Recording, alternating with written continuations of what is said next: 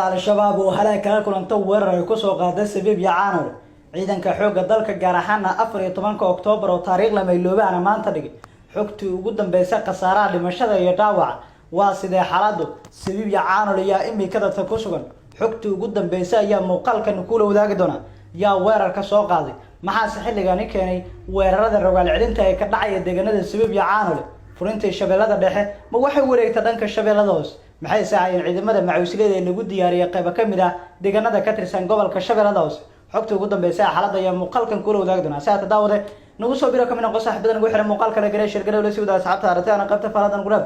man ka malnaqaya daawashada jaanqaadka wararkeena had iyo jeer halkan waxa si degdeg ah ugu heli kartaa xogaha wararkii ugu dambeeyay ee xaaladaha dagaalka iyo sidoo kale furimaha dagaalka ka imaanaya wahagaag aan ku bilaabo xilli ay maanta ku beegantahay maalinta labaad ee Ciidul Fidriga dagaal xoogan oo u dhaxeeya maleeshiya ka tirsan kooxda argagixisada al-shabaab iyo sidoo kale ciidamada militariga Soomaaliya ayaa ka dhacay deegaanada Sabiib Yacaano oo ka tirsan gobolka shabeellada hoose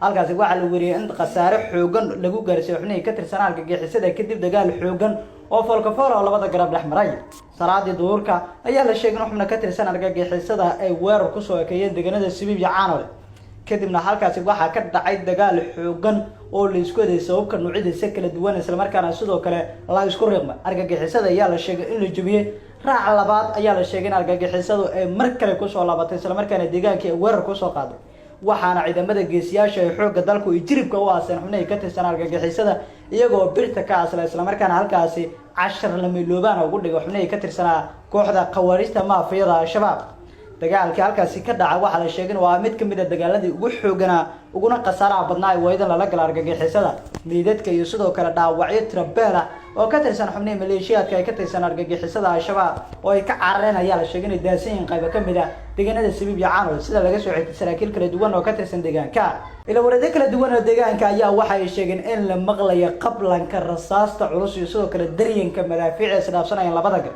iyadoo dagaalkan lagu tilmaamay mid kamid ah dagaaladii ugu qaraaray waydan dhexmara ciidamada militariga Soomaaliya sidoo kale maleeshiyaadka ururka al-shabaab deegaanada Sabiib Yacaano ay dagaaladu ka dhaceen waxaan halkaas ku sugnaa ciidamo ka tirsan kumaandooska Gorgor guutada 14 Oktoobar iyo sidoo kale ciidamo kala duwan oo ka tirsan ciidamada booliiska iyo nabad sugidda dagaaladana waxay daba socdaan dagaal hore uga dhacay deegaanka Sabiib iyo sidoo kale Yacaano oo ciidamada dawladda iyo kuwa deegaanku وعندما الدولة نوعية ذكر الدولة ورع على كيان فريسنا هالكاس أرجع وكل عيان دجال حوجان وهالكاس كده واحد ودليل قصارة كل الدولة ودمشية دعوة على عكتا يانا عكتا ليسوس عري وحنا أرجع حسد الله دجا 10 لما يلوبانا يدو سراكيل يسودو كل الدولة ذكر الدولة هروش جان إن دجانا ده أساسي نبض وسحوج اللوجل وريق دجانا سأرجع حسد إسلام مركان عصير اسمه ودجن عندما الدولة الصومالي لا يا إمي كذا تمرر كان جالس جاري وحي شجن إن ولي دجانا ده يكون سجن ملتري الصومالي إسلام مركان سر جن نمو كده أنت ودي فعدين إسكان عيليان حنا كتر سنة أرجع حسد الشباب waxaa muuqatay in gobolka shabeellada hoose furin dagaal ka furtay isla markaana ay doonayso in culayska ka haysta shabeellada dhexe uu ka digo una digo dhanka shabeellada hoose iyagoo hadda doonaya in ay bulshado kala duwan ka sameeyaan balse dawladdu iyaduna waa iskala qaybisay oo labada garabba waxay geysay kumanaan askari oo ka tirsan ciidamadeeda khasaare lixaad ayaana la gaarsiiyay kooxda argagixisada al-shabaab